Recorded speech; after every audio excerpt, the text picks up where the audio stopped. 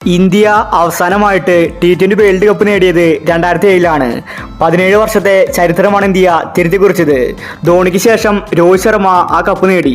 ഇന്നലെ India cup നേടിയതിനു ശേഷം ഇന്ത്യയുടെ ക്രിക്കറ്റ് താരങ്ങളുടെ ഭാര്യമാർ പറഞ്ഞ കാര്യമാണ് നമ്മൾ ഇന്നത്തെ വീഡിയോയിൽ നോക്കുന്നത്. ഇത്തരം ക്രിക്കറ്റ് ന്യൂസിന് വേണ്ടി ഈ ചാനൽ മറക്കാതെ സബ്സ്ക്രൈബ് ചെയ്യൂ. സൗത്ത് ആഫ്രിക്കൻ ടീമിന് ഇന്ത്യ ശരിക്കും നാണം കെടുത്തി. കൊതിപ്പിച്ച് കടന്നു കളഞ്ഞു എന്ന് തന്നെ പറയേണ്ടിയിരിക്കുന്നു. അതുപോലെയായിരുന്നു ഇന്നലത്തെ മത്സരം. ജയിച്ചെന്ന് ഉറപ്പാക്കി ആ കളി തട്ടിയെടുത്തു. ഇന്നലത്തെ ഇന്ത്യയുടെ വിജയത്തിന് ശേഷം ക്രിക്കറ്റ് താരങ്ങളുടെ ഭാര്യമാർ പറഞ്ഞത് ഇങ്ങനെയായിരുന്നു: വിരാട് കോഹ്ലി വിരമിക്കുമെന്ന് എന്നോട് നേരത്തെ പറഞ്ഞിട്ടുണ്ടായിരുന്നു. ഇത് അവന്റെ അവസാനത്തെ T20 ആണെന്ന് എനിക്കറിയാം. അതുകൊണ്ട് തന്നെ അവന് കപ്പ് കിട്ടണമെന്ന് ഞാൻ ആഗ്രഹിച്ചു. അതുപോലെ തന്നെ സംഭവിക്കുകയും ചെയ്തു. ഫൈനലിൽ ഓസീസുമായിട്ട് തോറ്റപ്പോൾ രോഹിത് ശർമ്മ ഒരുപാട് വിഷമിച്ചിട്ടുണ്ടായിരുന്നു. ഞാനത് ശരിക്ക് കണ്ടതാണ്. രോഹിത്തിന്റെ ആ സങ്കടം എനിക്ക് സഹിക്കാൻ സാധിച്ചില്ല.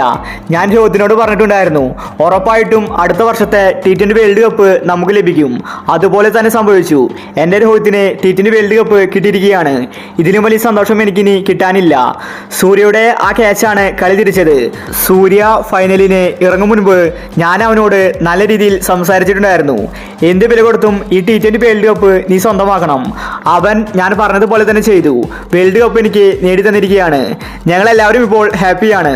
ഇന്ത്യൻ ക്രിക്കറ്റ് ഇതുപോലെ തന്നെ മുന്നോട്ട് പോകട്ടെ എന്ന് ക്രിക്കറ്റ് താരങ്ങളുടെ ഭാര്യമാർ വ്യക്തമാക്കി. നിലവിൽ ഇപ്പോൾ എല്ലാവരും ഹാപ്പിയാണ്. BCCI ഹാപ്പിയാണ്. രോഹിത് ശർമ്മയും കോഹ്ലിയും ഹാപ്പിയാണ്. ആരാധകരും ഹാപ്പിയാണ്. അവരുടെ ഭാര്യമാരും ഹാപ്പിയാണ്. ഇന്ത്യൻ ടീം ശരിക്കും ഞെട്ടിച്ചു കളഞ്ഞു.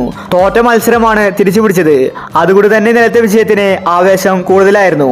30 ബോളിൽ 30 റൺസ് ആയപ്പോൾ പലരും TV ഓഫാക്കി പോയി. എന്നാൽ പിന്നീടാണ് ആ ട്വിസ്റ്റ് സംഭവിച്ചത്.